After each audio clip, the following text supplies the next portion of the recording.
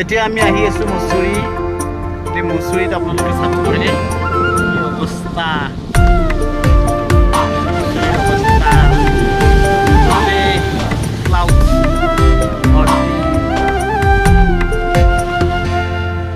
আজি 30 তাৰিখ 30/7/2025 জুলাই মাহ। মোৰ কথাই আমনি কৰে নে তুমি যেতিয়া নিজানো